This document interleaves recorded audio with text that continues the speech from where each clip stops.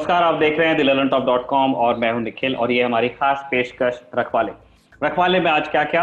Wing commander अभिनंदन वर्तमान की पाकिस्तान से वापसी और पुलवामा में सीआरपीएफ के कॉन्वॉय पर हुए आतंकवादी हमले को लेकर सामने आया एक ऐसा दावा जिसने पाकिस्तान और भारत में एक साथ हलचल पैदा कर दी है। लोक लेखा समिति की लद्दाख यात्रा जिसको रक्षा मंत्रालय ने ना कह दी है। और तीसरी खबर जिस पर हम चर्चा करने वाले हैं वो है सेना में हुआ एक इतना बड़ा घोटाला जिसकी जांच के लिए अब सीबीआई की मदद लेनी पड़ेगी। इन तीनों स्टोरीज पर चर्चा करने के लिए हमारे साथ हमारे हमेशा के दोस्त डिफेंस एक्सपर्ट्स शामिल हैं, संदीप पुनिथन और शिव अरुण। बहुत बहुत स्वागत है आप दोनों का। धन्यवाद। शिव, आप जस्ट अभी रिकॉर्डिंग शुरू होने से पहले ही ब्रह्मोस के एक टेस्ट के बारे में बता रहे थे। क्या आप वो शेयर करना चाहेंगे हमारे व्यूअर्स के साथ में? बिल्कुल निखिल, ये एक बहुत ही एम्बिशियस ब्रह्मोस का मिसाइल टेस्ट हुआ है और जैसे आपको पता है और हमारे दर्शकों को भी पता है कि एयर लॉन्च्ड ब्रह्मोस का वर्जन जो है जो इंडक्ट हुआ था इसी साल कुछ महीने पहले तंजावुर तमिलनाडु में Su-30 का स्क्वाड्रन है, जो टाइगर शार्क स्क्वाड्रन, जो ब्रह्मोस आर्म्ड Su-30 के विमान है। ये एक काफी दिलचस्प टेस्ट था निखिल। ये तमिलनाडु से लॉन्च नहीं हुआ था। ये जो जहाज थे ये पंजाब में जाके डिटैच हुए हैं और वहां से एक Su-30 का लॉन्च हुआ है ब्रह्मोस के साथ। और ये विमान 4000 किलोमीटर ओवर ओशन गया है, इंडियन ओशन, पंजाब से। सोचो कि पंजाब से मिड एयर रिफ्यूलिंग करके ये Su-30 ब्रह्मोस को लेकर एक शिप का टारगेट है 4000 किलोमीटर समुद्र के अंदर वहां पे जाकर उसको मारा है।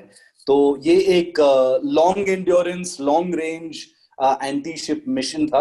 ये पहली बार ये ब्रह्मोस का लॉन्च हुआ है अगेंस्ट अ शिप टारगेट इतनी दूरी से, क्योंकि अभी तक तो जो मिशन हुए हैं वो तमिलनाडु तंजावुर एयरबेस से ही हुए हैं। लेकिन ये मेरा मानना है कि ये टेस्ट एक long endurance, long range anti ship strike mission को टेस्ट करने के लिए था और इसलिए ये टेस्ट हुआ है निखिल। चलिए, बहुत बढ़िया। मतलब खुशखबरी से शो की शुरुआत हो रही है। शिव, पहली स्टोरी हम आप ही से डिस्कस करना चाहते हैं। पीएमएलएन जो पाकिस्तान की प्रमुख विपक्षी पार्टी है, अयाज सादिक उसके नेता है, उन्होंने असेंबली में खड़े होकर कहा है कि विंग कमांडर अभिनंदन वर्तमान की जब वापसी का प्रश्न था तब एक मीटिंग हुई थी जिसमें जो पाकिस्तान के चीफ ऑफ आर्मी स्टाफ थे उस वक्त कमरेड जावेद बाजवा, उनके पैर थरथरा रहे थे और वो वहां के फॉरेन मिनिस्टर शाह महमूद कुरैशी का नाम लेके कह रहे हैं कि इन्हें वापस कर दीजिए वरना रात 9 बजे भारत हमला कर देगा। आप कैसे देखते हैं इन बातों को? इसमें कितनी सच्चाई होने की संभावना है? देखो निखिल, रखवाले एक बहुत सीरियस शो है, तो मैं साफ साफ बताऊंगा कि मेरे मन में क्या है। इसमें पाकिस्तान में जो राजनीतिक तमाशा हो रहा है वो बहुत दिनों से चल रहा है, सब लोग देख रहे हैं। और उनका जो ऑपोजिशन वर्सेस इमरान खान का जो डायनामिक है वहां पर, वो काफी तनावपूर्ण है। लोग कुछ भी बोलते हैं, काफी ज्यादा एग्जैजरेशन भी होते हैं। लेकिन निखिल, अगर आप वो डिटेल्स में जाएंगे कि पैर कांप रहे थे, पसीना आ रहा था, अगर वो सब देखेंगे तो मेरा पर्सनल मानना है कि काफी मसाला है उसमें। लेकिन जो कोर है कि जो ये शख्स अयाज सादिक जो बोल रहे हैं, मेरा मानना है कि वो बिल्कुल सच है कि जो प्रेशर और दबाव था पाकिस्तान पर दूसरे तरफ से बहुत सारे तरफ से दबाव आ रहा था पाकिस्तान पर। एक था डिप्लोमेटिक प्रेशर यूएस से, दूसरा था डिप्लोमेटिक प्रेशर सऊदी अरेबिया से, तीसरा था ग्लोबल ओपिनियन पाकिस्तान पे, जो उन्होंने काफी वीडियोस बनाए थे अभिनंदन के और रिलीज भी किए, और ये बिल्कुल गलत चीज है जब कॉन्फ्लिक्ट हो रहा है।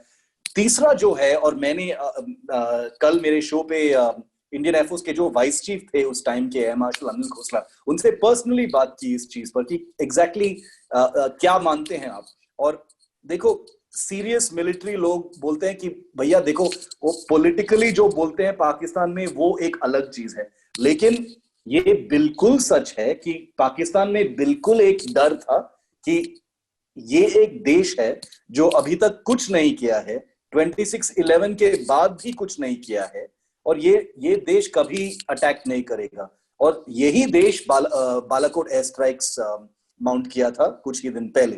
तो इसलिए पाकिस्तान में एक डर था। जी हाँ, बालाकोट एयर स्ट्राइक्स एक दिन के बाद वो एक स्कर्मिश हुआ था लाइन ऑफ कंट्रोल में, जिसमें अभिनंदन वर्तमान को शूट डाउन किया था और उसको कब्जे में ले लिया था। लेकिन पाकिस्तान के सिस्टम में बिल्कुल एक डर था कि एक अनप्रिडिक्टेबिलिटी आ गई है।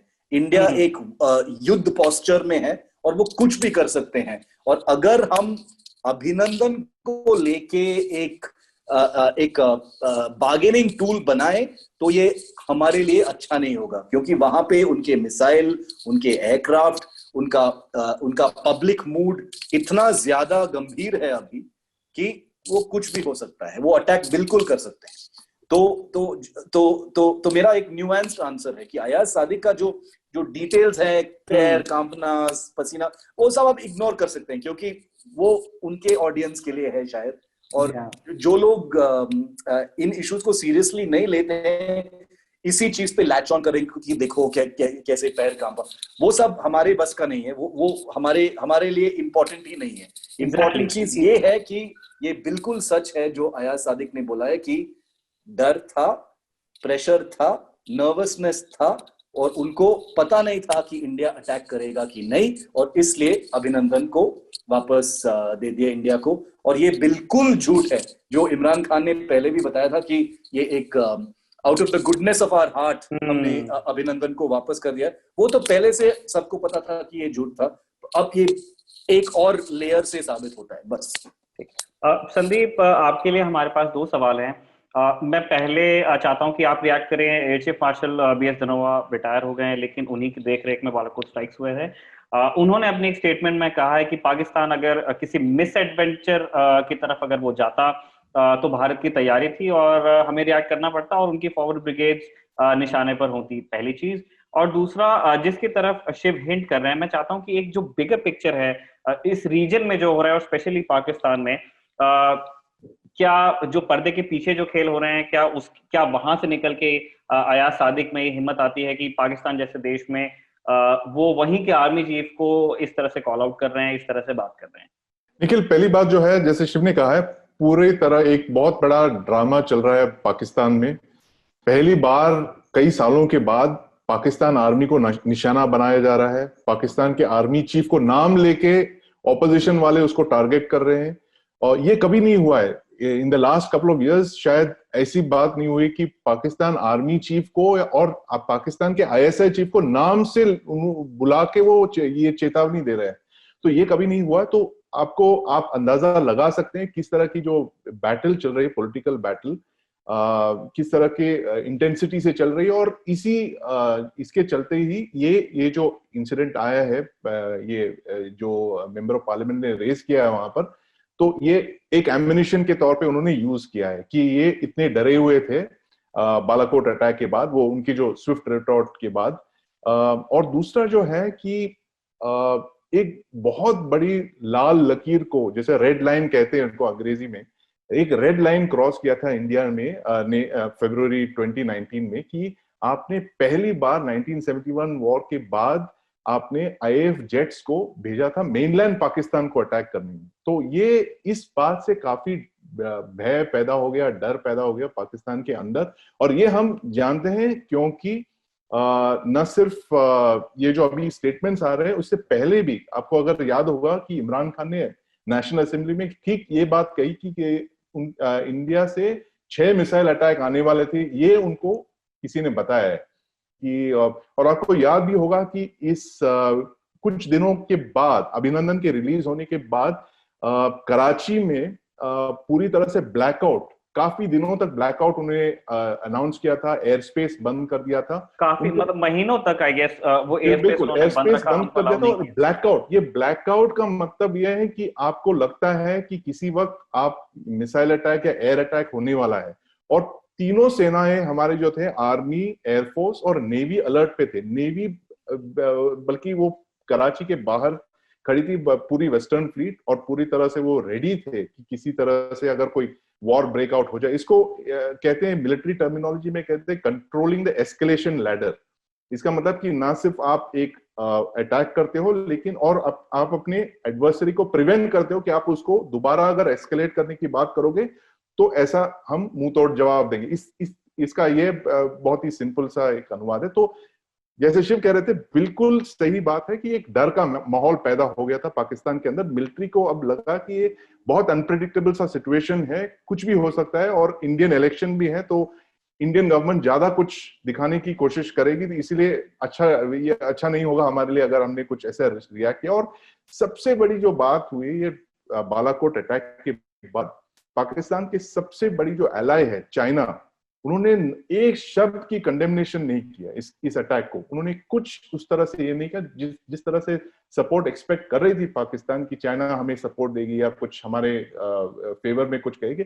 चाइना ने बिल्कुल कुछ कहा नहीं। तो इससे और फिर जो सऊदी अरेबिया से जो प्रेशर आया, यूनाइटेड स्टेट्स जो प्रेशर आया अभिनंदन वर्तमान को रिलीज करने में, इससे मतलब उनकी काफी मनोस्थिति एकदम सी बिगड़ गई है। तो ये सारे जो अभी जो रिकाउंटिंग हो रही है कि देखो इस वक्त उस वक्त क्या हो रहा था, उनके मन में क्या बीत रही थी, तो शायद इसमें काफी सारा सच है। वो जैसे शिव बता रहे थे, वो डिटेल्स में थोड़ा फर्क होगा, शायद उनके पैर नहीं कांप रहे होंगे, लेकिन जरूर पाकिस्तान मिलिट्री को ऐसा लग रहा था कि ऐसे रिटेलिएटरी अटैक्स हो सकते हैं, इसीलिए उन्होंने फौरन जैसे आप जानते 2 दिन के अंदर ही अभिनंदन मार्च को वापस आ गए थे, वापस भेज दिया। और लेकिन अब जो ये पॉलिटिकल जो ड्रामा चल रहा है पाकिस्तान के अंदर, ये आपको देखना पड़ेगा कि कहां तक ये चलता रहेगा, क्या क्या कौन से नए खुलासे निकलेंगे, ये हम बहुत क्लोजली वॉच करना पड़ेगा हमें। शिव, एक और बयान फवाद चौधरी का वहां से आया है। उन्होंने वो कह रहे हैं कि वो स्लिप ऑफ टंग है, चलिए ठीक है हम मान लेते हैं, लेकिन उन्होंने कंफर्म किया जो हम कब से कहते आ रहे थे। क्या आप उस डिफेंस को एक्सेप्ट करते हैं जो वो कह रहे हैं कि नहीं मैं तो 28 फेब की बात कर रहा था, 14 फेब के कहाँ ले आए? नहीं, मैं बिल्कुल नहीं मानता हूं, क्योंकि फवाद चौधरी तो पहले तो वो काफी कुछ बोलते हैं, लेकिन वो मूर्ख तो बिल्कुल नहीं है। और अगर आप ये बयान जो है फवाद चौधरी का, वो नेशनल असेंबली के फ्लोर पे था, और उन्होंने अगर आप वो साउंड बाइट्स सुनेंगे तो वो पुलवामा का नाम 3-4 बार लेते हैं। और कश्मीर का जो महत्व है पाकिस्तान के पॉलिटिक्स में, ऐसे मिस्टेक्स नहीं होते हैं निखिल।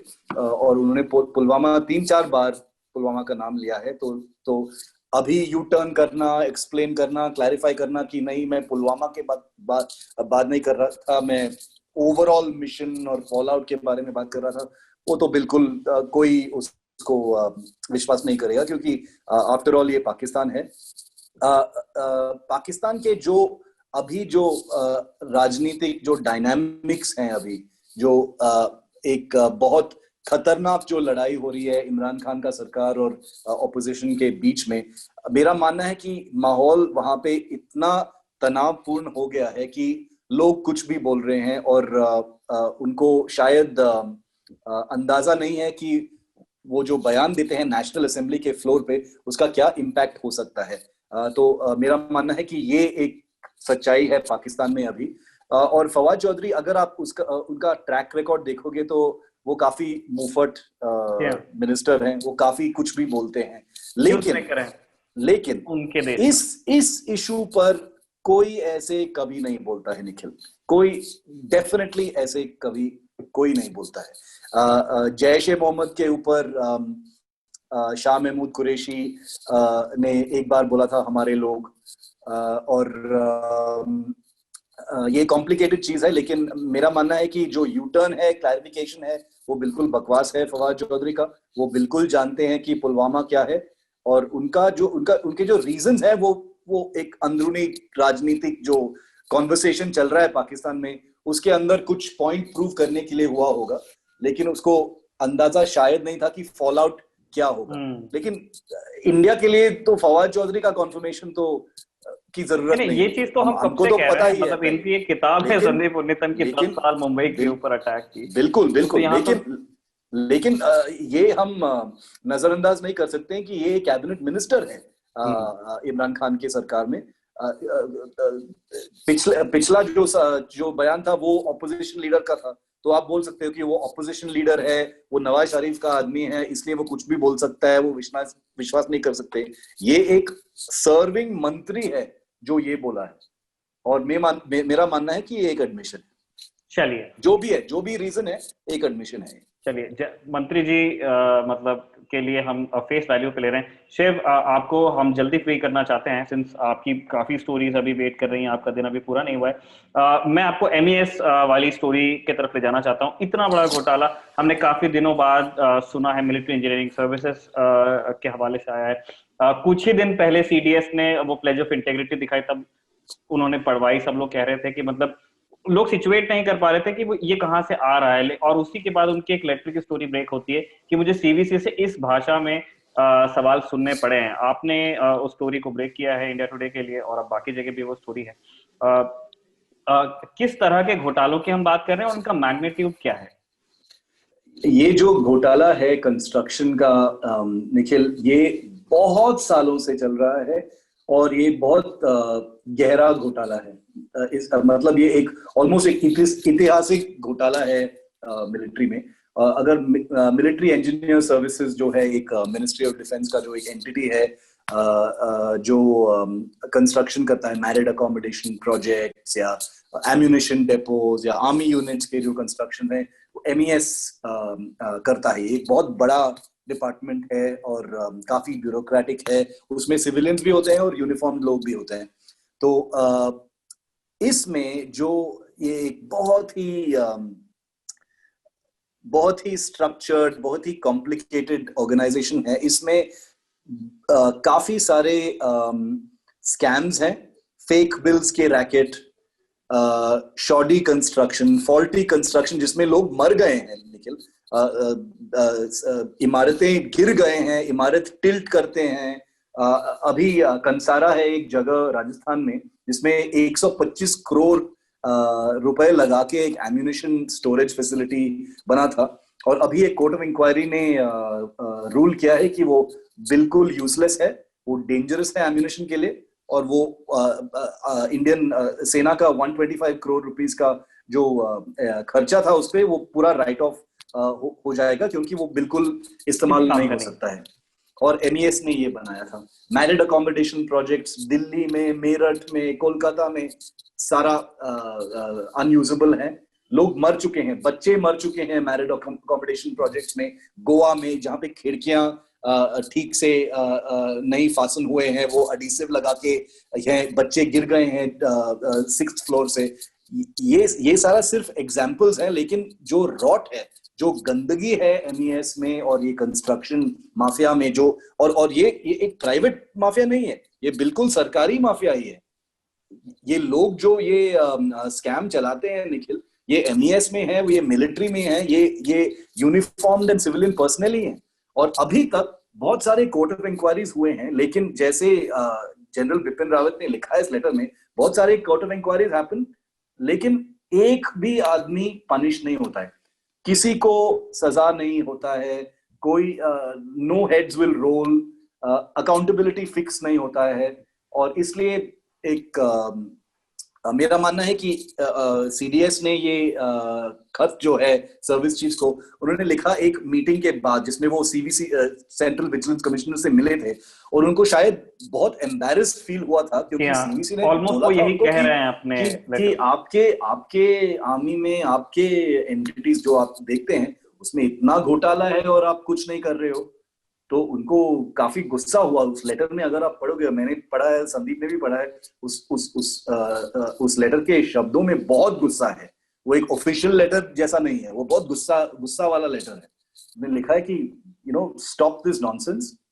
जब कोर्ट ऑफ इंक्वायरीज होते हैं, लोगों को सजा दिला दो, इमीडिएटली सजा दिला दो, फास्ट ट्रैक करो, अकाउंटेबिलिटी फिक्स करो, और इस जो कंस्ट्रक्शन माफिया और MES का गंदगी जो है इसको नष्ट कर दो। और इसलिए उन्होंने CBI को भी रोप इन किया है, ताकि ये एक वाइडर इन्वेस्टिगेशन हो जाए, कि ऑलमोस्ट लाइक अ क्लास एक्शन इन्वेस्टिगेशन हो जाए अगेंस्ट द कंस्ट्रक्शन माफिया। और जैसे मैंने लिखा था इस स्टोरी में निखिल, लद्दाख भी नहीं बचा। लद्दाख में जो कंस्ट्रक्शन है वहां भी एक फेक बिल का रैकेट इमर्ज हुआ है। तो ये एक बहुत ही गहरा, बहुत पुराना रैकेट है जो, और बहुत मुश्किल होगा इसको खत्म करने में, लेकिन शुरुआत हुआ है। शायद ये प्लेज लेने से, मेरा मानना है कि प्लेज लेना तो ठीक है, अच्छा है, लेकिन प्लेज लेने के अलावा अकाउंटेबिलिटी फिक्स होना है, एक्शन लेना पड़ेगा, सिंबल्स नहीं चलेंगे अब। संदीप, हमारे दो सवाल हैं शिव की इस बहुत महत्वपूर्ण स्टोरी पर। पहला सवाल ये कि हमें समझना चाहेंगे कि जैसे शिव ने फ्लैग किया है कि ये पहली बार सामने आ रही है, ये ऐसी बात है नहीं, ये बहुत पुरानी समस्या है, बहुत पहले से इस पर बात हो रही है। बिल्कुल ये हो सकता है कि इस मैग्नीट्यूड में शायद ये पहली बार सामने आई हो। तो ये सिस्टम का इनर्शिया टूटता क्यों नहीं है, ये किस तरह की साठगांठ है कि ये सारी चीजें सामने आने के बाद में किसी के खिलाफ कार्रवाई नहीं होती है, वन। और टू, डिफेंस के साथ उनको एक आयरन कर्टन के पीछे रहना पसंद है, इस तरह की बात कही जाती है। वो सिविलियन एजेंसीज या से वो अपना राब्ता थोड़ा कम रखने की कोशिश करते हैं। तो आपको क्या लगता है कि सीबीआई कितना कोऑपरेशन उसको मिल पाएगा डिफेंस में, और क्या ये अपने लॉजिकल कंक्लूजन तक पहुंच पाएगी, क्योंकि सिविलियन एजेंसी से थोड़ा फौज बचती है या कम से कम दूर रहने की कोशिश करती है। निखिल, ये जो आपके जो दो सवाल है, ये पहला जो सवाल है कि कई कई सालों से, जैसे शिव कह रहे थे, कई सालों से ये एमईएस की करप्शन घोटाले बहुत होते थे, और इनफैक्ट उसको मिलिट्री इंजीनियरिंग सर्विसेज के बजाय उसको मनी ईटिंग सर्विसेज कहा जाता था फौज में। क्यों? उनकी करप्शन सबको पता था कि बहुत करप्ट है, बहुत सारे घोटाले होते रहते, लेकिन आज तक फौज कुछ कर नहीं पा रही थी, क्योंकि उनके पास चीफ ऑफ डिफेंस स्टाफ जैसे कोई एक रिप्रेजेंटेटिव नहीं था। तो अब जो है, अब आके सीडीएस के अंडर बहुत सारे पावर्स आ गए हैं। वो सेक्रेटरी लेवल के ऑफिसर है एमओडी में, एमओडी के 5 सेक्रेटरीज में से एक है। और जब उनको पहली बार ऐसा एक मौका मिला है कि वो एक सेट राइट करे ये सारा जो चल रहा था, तो उन्होंने पूरा ये उसका एडवांटेज ले लिया और उन्होंने कर दिया। बहुत अच्छी बात किया उन्होंने।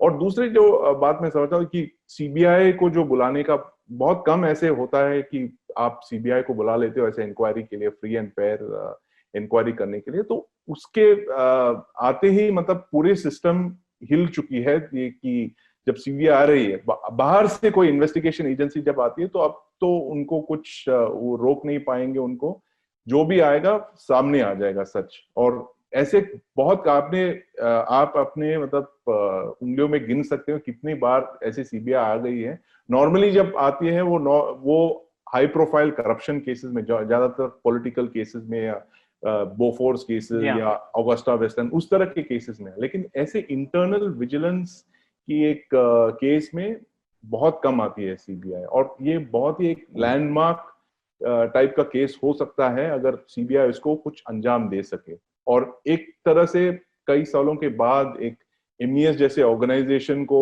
पूरी तरह से ओवरहॉल करने की जरूरत है। जैसे शिव कह रहे थे कि कई सारे, सिर्फ एक ही जगह, एक सिंगल लोकेशन की नहीं है, नहीं, वो पैन इंडिया है, पैन इंडियन प्रेजेंस है उनका। सारा जो कंस्ट्रक्शन है उसे एक माफिया की तरह उन्होंने पकड़ के रखा है। और आर्मी भी ये कहती है कि मैं लोगों से बात कर रहा था, वो कहते हैं कि देखिए, प्राइवेट सेक्टर का को आप जब देते हो कॉन्ट्रैक्ट, वो फटाफट कर देते हैं काम और हमको दे देते हैं। तो लेकिन ये एमईएस के जो प्रोजेक्ट्स है वो कई सालों तक चलते रहते हैं, पैसे निकालते रहते हैं। रिस्पॉन्सिबिलिटी जो है, किसी को आप अकाउंटेबिलिटी नहीं होल्ड कर सकते हैं। रिस्पॉन्सिबिलिटी इतनी डिफ्यूज्ड है, कई सारे डिपार्टमेंट हेड्स के अंडर आती है। वो इंजीनियर इन चीफ के नीचे आए हैं, लेकिन एमओडी के नीचे भी है। तो बहुत सारे ऐसे साइलोस के अंदर ये काम करते जा रही है। लेकिन ये अब पहली बार फौज को एक मौका मिला है कि वो सारी जो इसको सब ठीक करने की ये बात करें। तो ये एक बहुत एक रेडिकल स्टेप आया है, और आगे चल के हमें देखना पड़ेगा क्या होगा इसका। अगली और आखिरी स्टोरी जो आज के रखवाले में हम अपने दोनों एक्सपर्ट्स के साथ में डिस्कस करना चाहते हैं। क्या कि एक रिपोर्ट आई थी जिसमें कहा गया था सियाचिन और लद्दाख जैसे फॉरवर्ड एरियाज में हर तरह के सप्लाई की कमी है, ड्राई रेशन से लेके, क्लोथिंग से लेके, टेंट से लेके, ग्लव्स से लेके, बूट्स तक के। और इसकी जांच के लिए पब्लिक अकाउंट्स कमेटी ने स्पीकर ओम बिरला की परमिशन ली थी, वो मिल भी गई थी, और वो अगले हफ्ते जाने वाले थे। हमने अभी सीडीएस के एक खत की बात की है। Department of military affairs DMA के ही 2 लेटर्स का जिक्र एक न्यूज स्टोरी में हो रहा है, जिसमें कहा गया कि एक लेटर में कहा गया, मौसम की जानकारी दी गई और ये बताया गया कि आपको क्या टेम्परेचर रेंज फेस करनी पड़ सकती है, आपको एक्लेमेटाइज करना पड़ेगा वहां जाके। और एक दिन बाद एक लेटर आके कहता है कि अभी जाना एडवाइजेबल नहीं रहेगा। मैं इस फ्लिप की वजह संदीप समझना चाहता हूँ, और ये बात, ये जनरल आर्गुमेंट ये तो समझ में आता है कि अब वहां पे एक टेंशन वाला सिचुएशन है, तो आप नहीं चाहते हो आपके वीवीआईपीज वहां पे विजिट करें। लेकिन आपको कितना सेंस नजर आया कि फौज का जो काम करने का तरीका है, जितनी सिचुएशन है, ये लोग एकदम एलएसी पे भी नहीं जाने वाले थे, क्या ये टूर हो सकता था किसी सूरत? निखिल, पहले जो ये जो सीएजी रिपोर्ट की जो बात चल रही थी, वो एक पुराना रिपोर्ट है, उस समय का है, काफी साल, कब 1 साल से ज्यादा की सिचुएशन की बात कर रहे हैं। और उसका आर्मी चीफ ने क्लैरिफाई भी कर दिया कि बहुत सारे शॉर्टेजेस हमने मीट कर लिए, इतना प्रॉब्लम नहीं है। अब की जो शॉर्टेजेस हैं वो जैसे आप इकोनॉमिक टाइम्स ने रिपोर्ट किया था, मनु पब्बी ने रिपोर्ट किया था कि इमरजेंसी प्रोक्योरमेंट्स किए थे उन्होंने यूनाइटेड स्टेट से एक्सट्रीम कोल्ड वेदर क्लोथिंग के, और वो इसलिए क्योंकि हमने बहुत सारे ट्रूप्स को कहीं अपने रश कर दिया, 2 डिवीजन वहां पे इंडक्ट कर दिया, तो उनको मतलब उनकी क्लोथिंग और हैबिटेशन की वजह से काफी सारे प्रॉब्लम्स थे। और ये जो उन्होंने 10 या 11 हजार की जो बात कर रही है, वो short term kind of import किया है। और ज्यादातर जो है एक्सट्रीम कोल्ड वेदर अब इंडिया में बन रहे हैं, ऐसा सुनने में आया है। ऑर्डिनेंस फैक्ट्री बोर्ड बना रही है, प्राइवेट सेक्टर के कोई सारे बहुत सारे कंपनीज हैं जिनके अभी ट्रायल्स चल रहे हैं, जैसे हम बात कर रहे हैं उसी वक्त ट्रायल्स भी चल रहे हैं। तो ये एक शॉर्ट टर्म के लिए उन्होंने इंपोर्ट किया है। दूसरी बात जो मैं समझता हूँ कि ये जो पार्लियामेंट्री कमेटी का जो जाना था, मुझे लगता है ये किसी पॉलिटिकल रीजन के वजह से उन्होंने उनकी जो ट्रिप है उसको स्थगित किया, क्योंकि मुझे लगता है कि वो जा सकते थे, स्थिति उतनी तनावपूर्ण नहीं थी। और जैसे आपने कहा कि फ्रंट लाइन पे जाने की बात नहीं जाते हैं, इनको किसी बिल्कुल बेस पे ले जाया जाता है। इट इज इनफैक्ट जो हमने पहले भी इस बात पे हमने डिबेट किया था कि आपको ऑपोजिशन पार्टीज को कॉन्फिडेंस में लेना चाहिए, खास करके ऐसे मिलिट्री सिचुएशंस में मल्टी पार्टी ब्रीफिंग करने की जरूरत है, क्योंकि ये जो है सरकार भले ही एक पार्टी का हो या 2-3 पार्टीज के हो, लेकिन सारा जो देश है एक साथ होना चाहिए। देश को एक साथ होके मतलब दुश्मन का सामना करना पड़ता है, और ऐसे खासकर फॉरेन पॉलिसी, डिफेंस, इस तरह के मामले में आपको कोई पॉलिटिकल ये डालने की जरूरत नहीं है। तो मैं समझता हूँ वो उनको जाने देते और वो अपना रिपोर्ट पेश करते, या if there is some shortages वो हाईलाइट करते, या नहीं था तो वो बोल देते।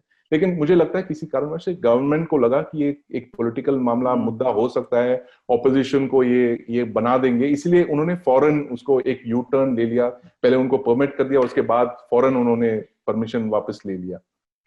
शिव, आप किस तरह से देखते हैं इस डेवलपमेंट को, सिंस आप भी लद्दाख में जो हो रहा है आप उसको भी लगातार आप फॉलो करते आ रहे हैं, आपकी क्या राय है इस विजिट को लेके, इसके मंतव्य को लेके, और क्या कारण आपको लगते हैं कि ये अब नहीं हो पा रही है? अगर आप फैक्ट्स को देखोगे निखिल, तो ये है, मेरे सूत्रों के मुताबिक ये है कि जो पहले जो कुछ शॉर्टेजेस थे या राशंस या हाई ऑल्टीट्यूड क्लोथिंग, वो सब एड्रेस हो चुके हैं। और अभी भी जो पैकेजेस आए हैं यूएस से, वो सारा जो और यूएस से जो स्पेशल क्लोथिंग और स्पेशल इक्विपमेंट जो लाया गया है, वो फ्यूचर के लिए है, मतलब अर्जेंट रिक्वायरमेंट के लिए नहीं है, लेकिन आफ्टर 5-6-7 मंथ्स अगर ये जो स्टैंड ऑफ अगर एक्सटेंड हो जाएगा तो ये उसके लिए है। तो ये नहीं है कि एक इमरजेंसी परचेज है कि अभी हमारे पास ये नहीं है वो नहीं है। अभी तक जो रिजर्व्स हैं वो काफी हैं, आर्मी के मुताबिक ये काफी हैं, और ये एक इमरजेंसी प्रोक्योरमेंट हुआ है under the logistics agreement with the United States to meet future after couple of months का कंटिजेंसी विंटर में। ये जो ये पार्लियामेंट्री पैनल का विजिट जो है, मुझे भी काफी सरप्राइज है कि ये डिनाई हुआ है, क्योंकि पार्लियामेंट्री पैनल्स तो जाते ही हैं। एक पहले भी जाते रहे, वो जाते हैं ही। मेरा मानना है शायद कि बिल्कुल ये एक सेंसिटिव टाइम है। अभी पिछला जो टॉक्स का राउंड है उसमें थोड़ा सा पॉजिटिव मूवमेंट था, एक कंसेंसस था डिसएंगेजमेंट पर, और मेरा मानना है कि शायद सरकार को और कुछ हैंडल करने का उनको अवॉइड करना है अभी, कि शायद पार्लियामेंट्री पैनल वहां जाएगा, कुछ और मामला आएगा, क्योंकि उनके पास पूरा इंफॉर्मेशन नहीं होगा, तो कुछ सवाल पब्लिक में उठ जाएंगे और वो एक पॉलिटिकल मामला बन जाएगा, कांग्रेस ये बोलेगा, कोई और ये बोलेगा, और उस झंझट को शायद अवॉइड करने के लिए शायद सरकार ने ये डिसीजन लिया है, निर्णय लिया है। मैं मानता हूं कि डेमोक्रेसी में बिल्कुल, अगर पार्लियामेंट जो लद्दाख में तनाव हुआ है, स्टैंड ऑफ हुआ है, बिल्कुल सही है कि एक मिलिट्री स्टैंड ऑफ है, ये एक प्लेग्राउंड नहीं है। तो सरकार बिल्कुल, एक तरफ से अगर देखोगे तो सरकार ये डिसाइड कर सकता है, बिल्कुल सिक्योरिटी पर्सपेक्टिव को लेकर डिसाइड कर सकता है कि ये एक अच्छा टाइम नहीं है इस विजिट के लिए। लेकिन अभी जो स्टैंड ऑफ है वो एक टेंस काम है अभी, और जो पार्लियामेंट्री पैनल वहां जाएगा, ये नहीं है कि वो जाके रेजांगला में जाके बैठेंगे या गलवान में जाके देखेंगे कि क्या क्या है वहां पर। वो ले जाएंगे, वहां पे कुछ ब्रीफिंग्स होंगे आर्मी से, और वो वापस आ जाएंगे। ऐसा नहीं है कि वो फॉरवर्ड एरियाज जाएंगे। वो एक गाइडेड टूर की तरह होता है बेसिकली। गाइडेड टूर होता है, तो इन माय ओपिनियन कि वो होना चाहिए, कि after all we are a democracy. लेकिन मैं ये भी बोलूंगा कि देखो, एक्सपर्ट्स हैंडल कर रहे हैं ये सब, लेह में, दिल्ली में, और देश का सिक्योरिटी उनके हाथ में है। देश ने ही चुना है इन लोगों को कि वो सिक्योरिटी और सुरक्षा का देखभाल करें, तो उनका डिसीजन है। तो अगर हमको नजर नहीं आ रहा है कि कुछ और रीजन हो सकता है, ये नहीं सामने नहीं आ रहा है, एटलीस्ट टू मी निखिल। लेकिन अगर सब कुछ एट द मोमेंट, अगर सब कुछ ठीक है, इक्विपमेंट ठीक है, स्पेशल क्लोथिंग ठीक है, और सब कुछ जो आर्मी के पास है वो ठीक है, तो कुछ हफ्ते बाद या कुछ महीनों बाद अगर ये पार्लियामेंट पैनल जाएगा तो मेरी तरफ से ठीक है। ठीक है, चलिए, बहुत बहुत शुक्रिया आप दोनों का। इस बार बड़े मुश्किल से समय निकाल के तीनों लोगों को जमा किया गया है इस रिकॉर्डिंग के लिए। चलते चलते एक छोटा सवाल मेरा, जो पिछले रखवाले में मेरा एक जाती सवाल रह गया था संदीप से।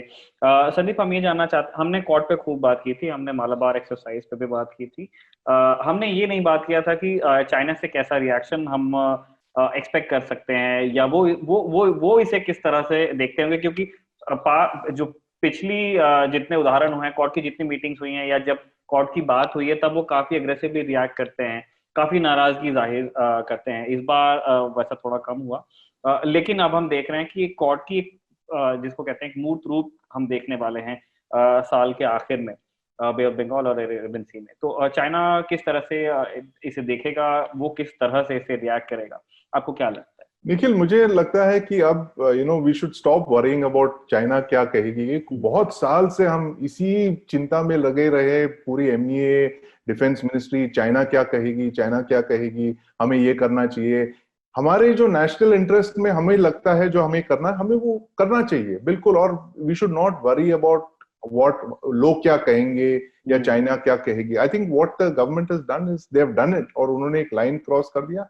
अब देखेंगे आगे क्या होता है। तो I think it is time for us to stop worrying about क्या चाइना कहेगी या पाकिस्तान कहेगी। तो इट इज जाहिर सी बात है, वो बहुत उनका रिएक्शन होगा, खास करके जब वो मालाबार की जो एक्सरसाइज होंगे, वो कुछ ना कुछ करेंगे, डेमोन्स्ट्रेट करेंगे, साउथ चाइना सी में कुछ करने की बात करेंगे, या फिर स्टेटमेंट सब आएंगे। तो we should all take this in our stride. अब तो गेम ऑन है, तो ये चलता रहेगा। We have decided to play the game. तो अभी it's all, you have entered a boxing match, तो ब्लोज तो लगेंगे आपको। तो दैट इज माय थिंकिंग। चलिए, इसी नोट पे रखवाले के इस एपिसोड को हम कंक्लूड करते हैं। बहुत बहुत शुक्रिया आप दोनों का, और बहुत बहुत शुक्रिया हमारे दर्शकों का भी, जो रखवाले की इतनी सारी किस्तें देखते हैं, इसे पसंद करते हैं। Thank you.